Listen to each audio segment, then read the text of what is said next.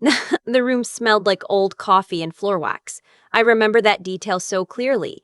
The way the fluorescent lights buzzed just slightly off rhythm, the sound of a chair scraping across linoleum somewhere down the hall. I straightened the folders on the desk in front of me, smoothed my jacket, and waited. The door opened. My assistant leaned in. "They're ready for you." I nodded, gathered my files, and walked down the corridor toward the conference room. Through the narrow window in the door, I could see them sitting there. A man in a cheap blazer that didn't quite fit his shoulders, a woman with highlighted hair and acrylic nails tapping the table.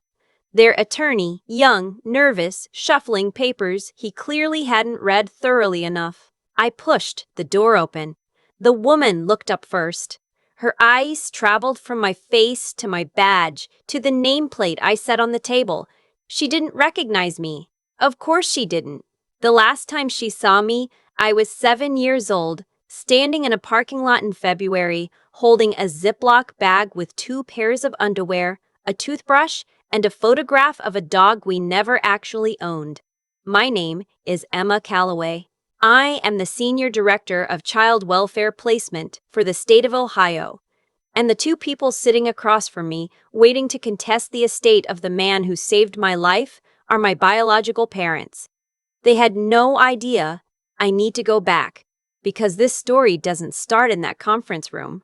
It starts in a Walmart parking lot in February 2001 in a town called Grover Falls, Ohio, a place so small the only stoplight was technically optional. I was 7. My mother. I'll call her Diane, because that's her name and she lost the right to any other title a long time ago, had buckled me into the back seat that morning and told me we were going somewhere special. She said it the way adults say things to children when they're lying. Too bright. Too casual. My father, David, drove without talking. He had the radio on, country station, and he drummed his fingers on the steering wheel the whole way there. I remember watching his hands, thinking how strange it was that hands could look so normal while belonging to someone doing something so wrong. We pulled into the Walmart on Route 9. Diane turned around and handed me the Ziploc bag. "You're going to wait inside," she said, "right by the greeter. You remember what the greeter looks like?" I nodded. There was an older man named Roy who always gave me a sticker. I liked Roy. "You ate with Roy," she said. "We'll be back in a little while." I didn't ask questions. 7-year-olds believe their parents. That's the cruelest part of it. We're wired to trust the exact people who are supposed to deserve it. I went inside. Roy gave me a smiley face sticker. I sat down on the bench near the entrance and watched the automatic doors slide open and closed, open and closed. After an hour, I asked Roy if he'd seen my parents. He hadn't. After 2 hours, he called the manager. After 3 hours, someone called the police. David and Diane were already halfway to Florida by then. I found out later, much later, that they had been planning it for months. They told the county they were relocating for work. They told their neighbors they were taking me to stay with relatives. What they actually did was file an insurance claim 2 weeks earlier, listing me as a dependent they could no longer afford to care for, and then drove south on I-71 with everything they owned packed into a U-Haul trailer. They left me with a Ziploc bag and a smiley face sticker and an old man who didn't know what to do with a child who had stopped crying because she'd run out of tears. His name was Gerald Whitmore. He was 61 years old, retired from the post office, widower, no children. He came into Walmart that evening to buy birdseed and a can of soup.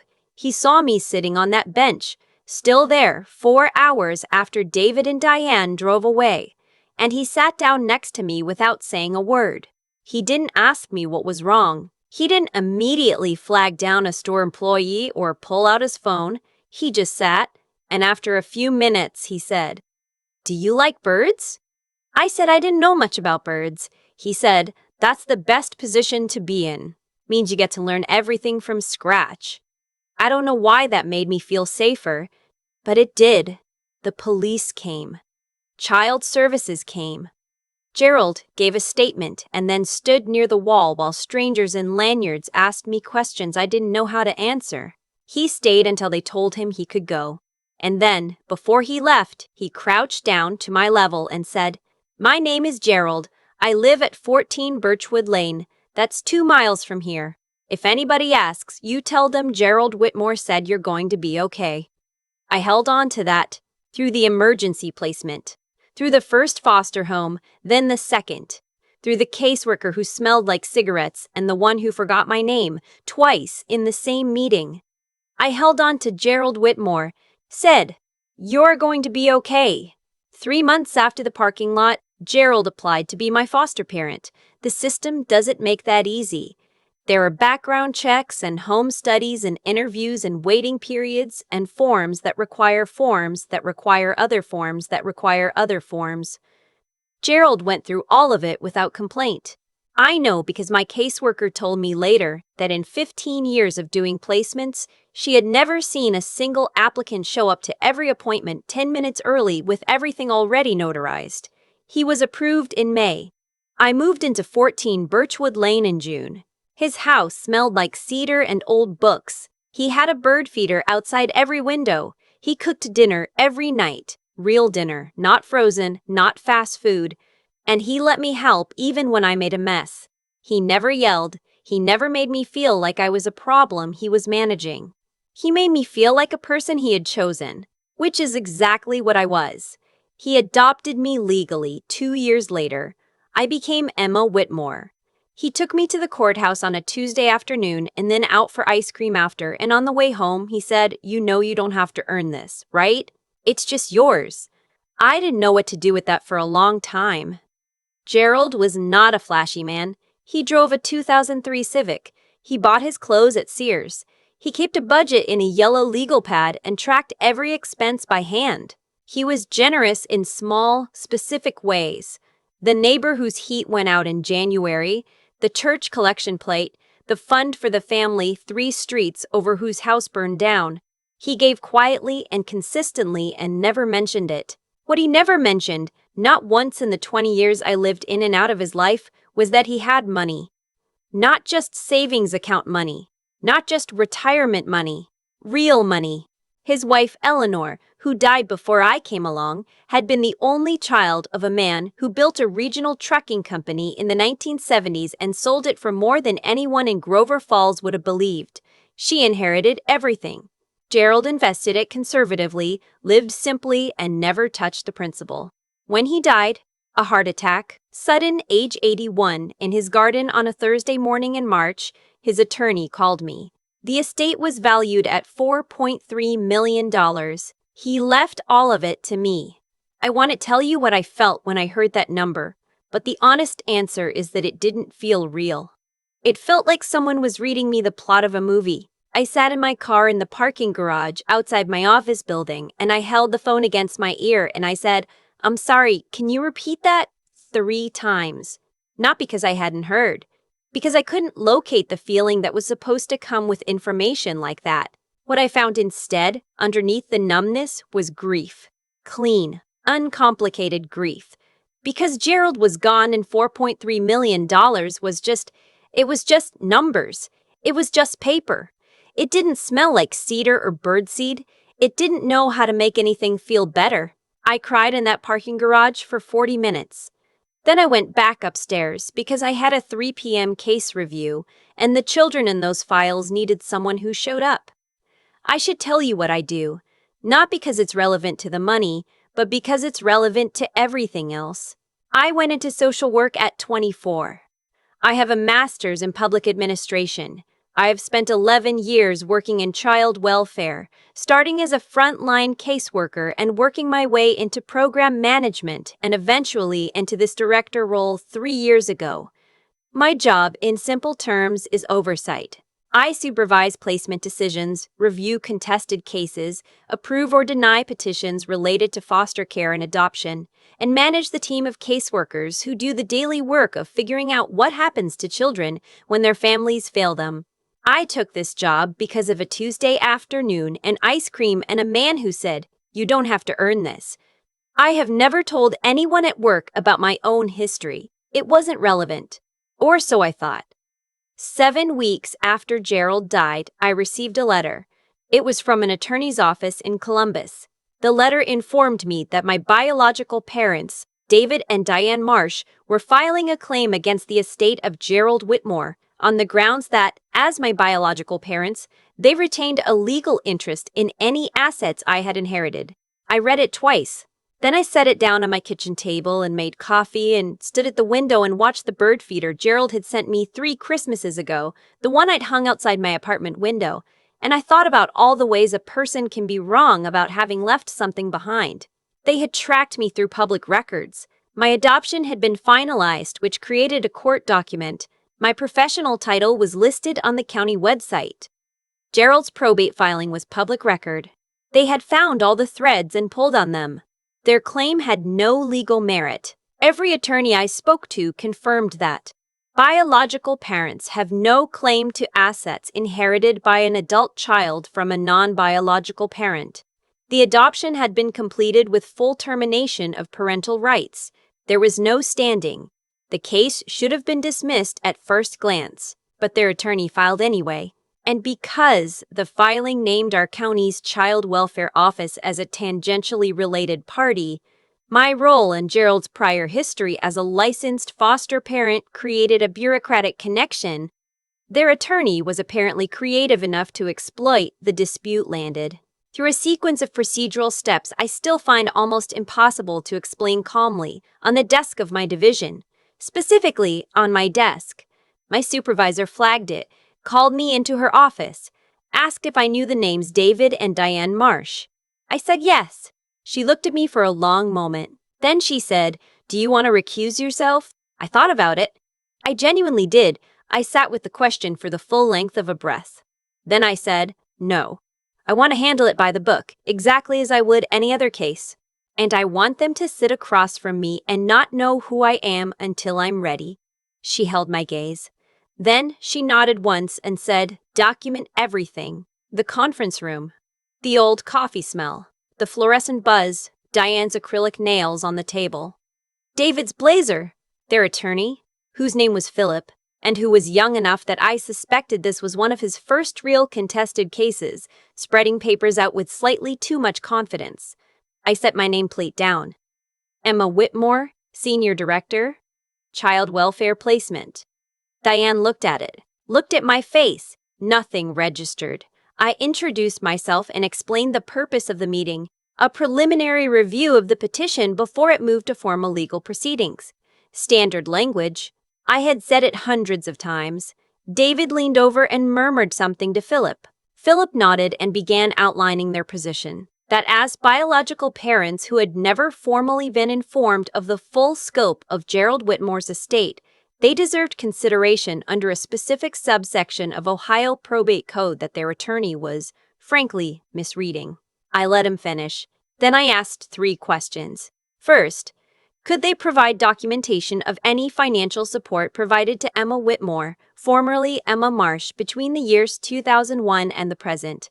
Philip shuffled papers. No, they could not. Second, could they provide documentation of any contact attempted with Emma Whitmore after parental rights were terminated in 2003? More shuffling. No. Third, were they aware that the termination of parental rights in the state of Ohio, when completed through formal adoption proceedings, constitutes a full legal severance of all claims, rights, and obligations, including any inheritance-adjacent claims, effective from the date of finalization? Philip started to answer. I held up one hand. "I'd like the petitioners to answer," I said. "Not counsel." Diane looked up. For the first time, she looked at me. Really looked. Something moved behind her eyes. I watched her try to place me. The shape of my face. Something familiar? She couldn't quite. "Do you understand the question?" I asked. Yes, she said. "We understand."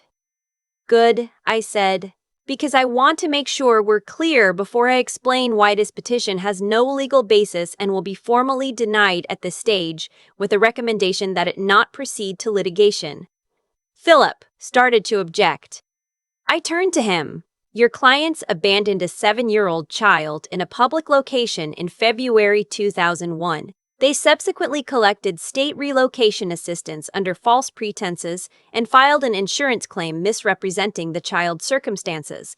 Those records exist. They are part of the original case file. If this petition moves forward, Those records become relevant discovery material and will be submitted. I paused. I'd recommend you advise your clients carefully. The room was very quiet. Then Diane said, "And I will remember this for the rest of my life. How do you know all that?" I looked at her. "Because I was there," I said. The silence that followed was a specific kind of silence. Not empty, full. Full of something working its way through two people who had spent 20 years not thinking about a child they left on a bench. David's face went through several things very quickly. Confusion, then recognition, then something I can only describe as a man realizing the floor is no longer where he expected it to be. Diane put her hand over her mouth. Philip looked between all of us and seemed to understand that he had walked into something for which law school had not prepared him. I kept my voice level, not cold. I want to be clear about that. I wasn't performing composure. I had spent years in rooms with people in pain, people in crisis, people who had done terrible things to children who trusted them. I knew how to be present without being reactive. Gerald had modeled something like it. That first evening on the bench, you can hold a hard moment without letting it hold you. "The petition is denied," I said. "You have 30 days to formally withdraw, or it proceeds to a hearing where the full record of abandonment, fraudulent filings, and termination proceedings will be entered into evidence. I'll also be referring the original 2001 case file to the county prosecutor's office for review, as the statute of limitations on certain charges related to child endangerment by deception has not expired in Ohio." Philip was very pale. "You can't sit on this case," he managed. "You have a conflict of interest." I disclosed my connection to my supervisor before accepting the case, I said. "I have documentation of that conversation. I was not recused because my role is administrative review, not adjudication, and because my supervisor determined that my direct knowledge of the case history made me the most qualified reviewer. You're welcome to appeal that determination. It will take approximately 4 to 6 months and will require the full case file to be submitted as part of the appeal record." He closed his folder. David hadn't said a single word. He was looking at his hands. The same hands I had watched drum on a steering wheel for an hour while he drove me to a Walmart parking lot. They looked older now, smaller, somehow. "I have one thing to say that isn't procedural," I said. Everyone looked at me. "Gerald Whitmore sat next to me on a bench for 3 hours the night you left me. He didn't know me. He didn't owe me anything. He just stayed. And then he spent the next 20 years making sure I knew what it felt like to be chosen." I paused. "He left me his estate because he wanted to. Not because you had anything to do with it. Not because of anything that connects back to you. Because of what he built with me, in spite of you." Diane was crying. Quietly, in a way that might have looked like remorse. I have worked with enough people to know I couldn't tell the difference between grief and the realization that a plan had failed. I didn't try. "This meeting is concluded," I said. I gathered my files. "Philip, the formal denial letter will be sent to your office within 5 business days. I'd encourage you to counsel your clients on the risks of proceeding further." I stood. They stayed seated. I walked out. In the hallway, my assistant was waiting. She had a cup of coffee and the expression of someone who had heard at least some of what happened through the conference room wall and was being very professional about it. I took the coffee. I leaned against the wall for a moment. "You okay?" she asked. I thought about it honestly. "Yeah," I said. "I think I am." The petition was formally withdrawn 11 days later. The prosecutor's office reviewed the 2001 file. I was told the investigation was ongoing, though I was not kept informed of the details, which was appropriate. I used a portion of Gerald's estate to establish a fund through our county's child welfare office, an emergency placement support fund, specifically for children who enter the system without any belongings. The fund provides each child with a bag, a real bag, not a trash bag, not a Ziploc, a backpack with their name on it, packed with clothes that fit, a book, something small that's just theirs. We named it the Birchwood Fund. After the street where Gerald lived, at the small ceremony when we launched it, someone from the local news asked me why that name. I said it was in honor of the person who taught me that showing up for someone, really showing up, with nothing to gain, is the most powerful thing one human being can do for another. They asked if that person knew about the fund. I said no, he'd passed away earlier that year. They asked if he would have liked it. I thought about a man who drove a 2003 Civic and tracked his expenses in a yellow legal pad and went to Walmart for birdseed on a Thursday evening and changed the entire shape of my life without ever once making me feel like I owed him for it. He would have said it was no big deal, I said, and then he would have shown up early to every single volunteer shift. I still have the smiley face sticker. Roy, the Walmart greeter, put it on the back of my hand that night, and I transferred it to the inside cover of a library book I grabbed from the donation bin near the exit, and somehow I held on to that book through every placement, every move, every transition. It's falling apart now. The sticker is mostly just an oval of faded yellow. But I know what it is. Some people come into your life and they take your safety, your trust, your sense of what a home is supposed to feel like. They take years that don't come back. And then, if you are extraordinarily lucky, one evening a retired postal worker sits down next to you on a bench and asks if you like birds. And you get to say, I don't know yet. I'm just learning.